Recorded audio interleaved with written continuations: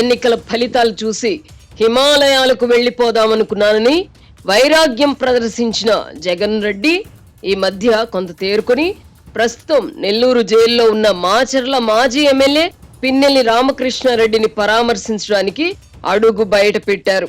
2004కు ముందు వైఎస్ రాజశేఖర రెడ్డి కూడా హత్య కేసులో శిక్ష అనుభవిస్తున్న గౌరు వెంకటరెడ్డిని పరామర్శించడానికై కర్నూలు జైలుకు వెళ్లారు. ఇప్పుడు తండ్రి బాటలో జగన్మోహన్ రెడ్డి పిన్నెల్లిని జైల్లో పరామర్శించారు. పరామర్శల తర్వాత జైలు బయట ఆయన విలేకరుల సమావేశంలో చేసిన వ్యాఖ్యలు కూడా సీతమ్మ వాకిట్లో సిరిమల్ల చెట్టు సినిమాలోని రావు రమేష్ డైలాగ్ ను గుర్తుకు తెస్తున్నాయి. ప్రజలు తనను ఎందుకు గెలిపించారో ముఖ్యమంత్రి చంద్రబాబు ఆలోచించుకోవాలని ఆయన సెలవిచ్చారు.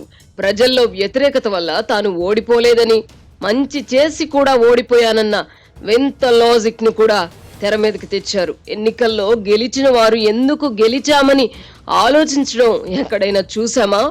ఓడిపోయిన వారు కదా ప్రజలు తమను ఎందుకు ఓడించారో సమీక్ష చేసుకుంటారు. ప్రజల్లో వ్యతిరేకత వల్ల తాను ఓడిపోలేదని చెప్పుకోవడం ఆయన మానసిక స్థితికి అద్దం పడుతోంది. ప్రజల్లో వ్యతిరేకత లేకపోతే ఎవరైనా ఎందుకు ఓడిపోతారు? కాకి పిల్ల కాకికి ముద్దు అంటారు.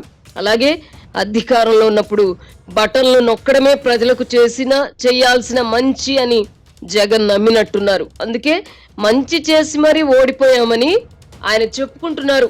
వైసీపీలో రాజకీయ అవగాహన ఉన్నవారు ఎవరైనా మిగిలి ఉంటే జగన్మోహన్ రెడ్డికి జ్ఞానోదయం కలిగించే ప్రయత్నాలు అర్జెంటుగా చేయాలి. తన పాలన ఎలా సాగిందో, 61% ప్రజలు తనను వద్దని ఎందుకు అనుకున్నారో కూడా తెలుసుకునే ప్రయత్నం చేయకపోతే వైసీపీకి రాజకీయ భవిష్యత్తు ఉంటుందా? జగన్ రెడ్డి ఈ అసంబద్ధ వాదన చేస్తున్నప్పుడు ఆయన పక్కన అంబటి రాంబాబు, అనిల్ కుమార్ యాదవ్ మాత్రమే ఉన్నారు. వారి గురించి ప్రత్యేకంగా చెప్పాల్సిన పని లేదు. ఎప్పుడైనా ఒకటి కోరుకుంటే 2 లభిస్తే సంతోషమే కదా. మన సిర్లసీమ 2లో కూడా అంతే. డిటిసిపి ప్లాట్ కొంటే ల్యాండ్ అప్రిసియేషన్ అనేది ఒక లాభం, శ్రీగంధం చెట్ల మీద వచ్చే ఆదాయం మరో లాభం. డబుల్ బెనిఫిట్ ఆఫర్ తో సిర్లసీమ 2. పిన్నెల్లి రామకృష్ణారెడ్డి మంచివాడు కనుకే 4 పర్యాయాలు ఎన్నికల్లో గెలిచారని కూడా జగన్ చెప్పారు. ఈ ఎన్నికల్లో ఆయనకు అనుకూలంగా ఓట్లు పడనివ్వడం లేదు అనే కోపంతో ఈవీఎం పగలగొట్టారని జగన్ చెప్పేయడంతో ఈ కేసులో పిన్నెల్లి మరింతగా ఇరుక్కుపోయారు.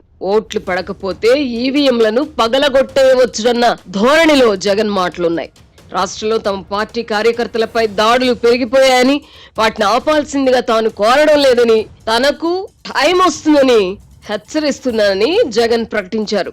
గత 5 ఏళ్లలో రూల్ ఆఫ్ లా లేకుండా పాలించిన జగన్మోహన్ రెడ్డి దాడులు, దౌర్జన్యాలు అనడం విడ్డూరంగా ఉంది. చంద్రబాబు ప్రభుత్వం ఏర్పడి 4 రోజులు కూడా పూర్తి కాలేదు. కానీ జగన్ రోత పత్రికలో మాత్రం రోజు ఏడుపులు, పెడబొబ్బలే కనిపిస్తున్నాయి.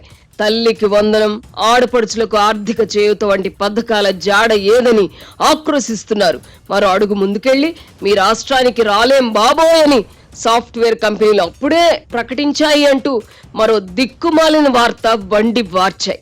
ఇలాంటి వార్తే జగన్ అధికారంలో ఉన్నప్పుడు ఇతర పత్రికల్లో వచ్చుంటే నీలి మీడియా, కూలీ మీడియాతో పాటు పేటీఎం బ్యాచ్ రెచ్చిపోయి ఉండేది. ఎన్నికల ప్రచారం సందర్భంగా మంచి వాళ్ళు అని జగన్ పరిచయం చేసిన అభ్యర్థులందరూ ఓడిపోయారు. పిన్నెల్లి కూడా మంచివాడైతే 5వ పర్యాయం కూడా గెలిచి ఉండాలి కదా. ఇంతకు జగన్ డిక్షనరీలో మంచివాడు అన్న మాటకు నిర్వచనం ఏమిటి? ఆయన నిర్వచనాన్ని ప్రజలు అర్థం చేసుకున్నట్టు లేరు. అందుకే ఆ మంచి వాళ్లను తుక్కుగా ఓడించారు. ప్రజలకు మంచి చేశానని జగన్ చెబుతున్న మాటలు కూడా ఈ కోవలోకే వస్తాయి. ప్రజల దృష్టిలో మంచి వేరు, జగన్ దృష్టిలో మంచి వేరు. అందుకే ఆయన చెప్పుకునే మంచి ప్రజలకు రుచించలేదు. ప్రజలు తనను ఎందుకు ఓడించారో గుర్తించడానికి నిరాకరించడం వల్ల జగన్ కే నష్టం. ప్రజల్లో వ్యతిరేకత లేకపోతే ఎవరైనా ఎందుకు ఓడిపోతారు? కేవలం 10% ఓట్లు అటు వెళ్లడం వల్ల ఓడిపోయామని చెప్పుకోవడం ఆత్మవంచన కాక మరేమిటి? 2019 ఎన్నికల్లో జగన్ కు 151 సీట్లు రావడానికి కూడా ఆ 10% ఓట్లు అధికంగా రావడమే కారణం కాదా? ఈ ఎన్నికల్లో ఆ వ్యత్యాసం 16% పెరిగింది. అందుకే ఆయనకు 11 సీట్లు మాత్రమే వచ్చాయి. నిజమైన మంచి అంటే ఏమిటో గుర్తించడానికి అంగీకరించనంత కాలం వైసీపీకి భవిష్యత్తు ఉండదు. సిర్లసీమ 2 వెంచర్ ని సందర్శించండి. ఇక్కడ అన్ని ప్లాట్లలో మామిడి, శ్రీగంధం చెట్లతో అద్భుతంగా ఉంది. ల్యాండ్ అప్రిషియేషన్, ఫ్రీ మెయింటెనెన్స్, పండ్ల తోటల తాలూకా ప్రయోజనాలు, డబుల్ బెనిఫిట్ ఆఫర్ తో సిర్లసీమ 2. ముఖ్యమంత్రిగా ఉన్నప్పుడు అధికారుల వద్ద జగన్మోహన్ రెడ్డి చేసిన ఒక వ్యాఖ్య ఈ సందర్భంగా గుర్తు చేసుకోవాలి. ఒకరోజు ముఖ్యమంత్రి కార్యాలయం అధికారి ధనుంజయ రెడ్డి కొంతమంది అధికారులు ఉన్నప్పుడు రేపు ఉన్నత విద్యపై సమీక్ష పెట్టుకుందామా అని జగన్ రెడ్డిని ఉద్దేశించి అడిగారు. ఏమిటి ఉన్నత విద్యపై సమీక్ష? ఆ సమీక్ష చేస్తే ఓట్లు వస్తాయా అని జగన్ ప్రశ్నించగా రావు అని ధనుంజయ రెడ్డి నసిగారు. వెంటనే జగన్ ఓనీ నోట్లు వస్తాయా అని ప్రశ్నించారు. దీంతో అవాక్కవడం అధికారుల వంతైంది. ఇలాంటి దిక్కుమాలిన ఆలోచనలు చేయడం వల్లనే ఈ ఎన్నికల్లో జగన్ రెడ్డి చిత్తుగా ఓడిపోయారని ప్రత్యేకంగా చెప్పాల్సిన పని లేదనుకుంటా. ఈ విషయం అలా ఉంచితే చంద్రబాబు ప్రభుత్వం ఏర్పడి నెల రోజులు కావస్తోంది.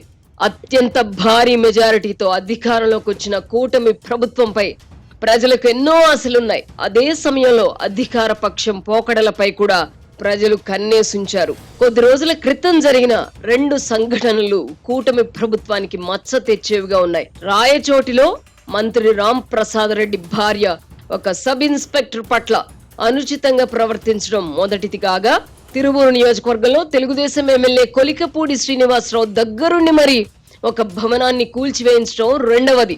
ఈ 2 సంఘటనలు అధికార దుర్వినియోగానికి సంబంధించినవే. మంత్రి భార్య అయినంత మాత్రాన వారికి ప్రత్యేక సౌకర్యాలు, ప్రోటోకాల్ ఉండవు. అయినా మంత్రి రామ్ ప్రసాద్ రెడ్డి భార్య అధికార దర్పం ప్రదర్శించే ప్రయత్నం చేసి విమర్శల పాలయ్యారు.